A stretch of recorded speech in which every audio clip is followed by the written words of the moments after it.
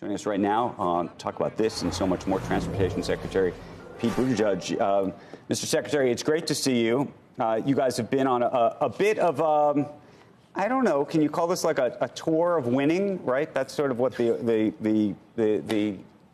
I think is being said. Why not? We'll go with that. I mean, we're celebrating good news in a lot of places. But hold on, comma, but, and this is where I was going with this.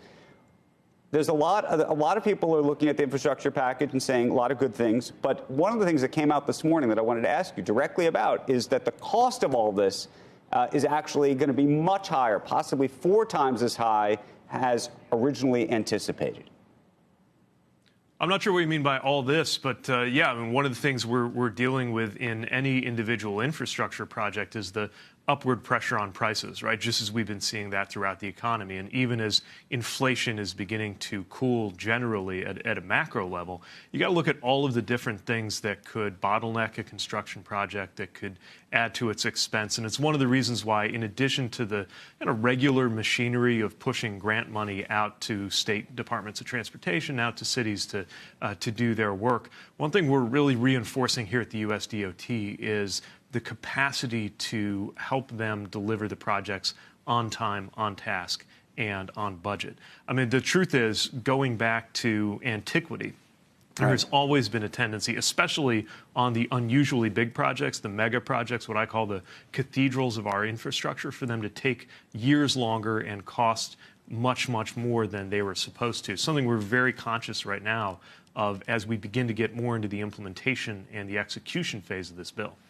Let me ask you about this, and this is in Axios this morning. This is about the Inflation Reduction Act and specifically about EVs and all of the tax incentives and tax credits that have been built in.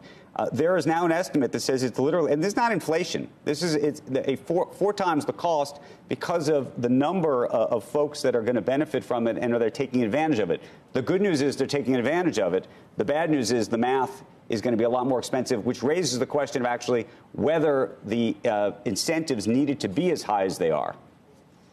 Well, we know that there's a shift toward electric vehicles. That would probably have happened with or without us. But there are 3 things that would not have happened on their own that we have to shape with policy. One, is that electric revolution going to be made in America?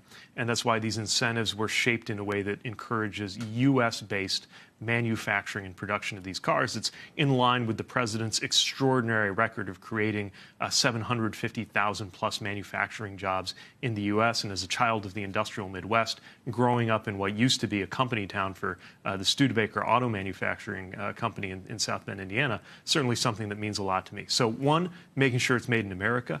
2, making sure it happens quickly enough to help us meet our climate goals. You want to talk about things that are expensive, the destruction of lives and property by allowing any outcome to happen even just a minute later than it should have in terms of a climate win is enormous. And then 3rd, making sure that it's accessible and available to everybody. Like any early technology, the early adopters of electric vehicles were people with a lot of means, a lot of resources. But this is something that needs to get quickly mainstreamed, especially when you consider that the Americans who stand the most to benefit from having an EV are lower income Americans who are paying a higher share of their family budget on gas prices.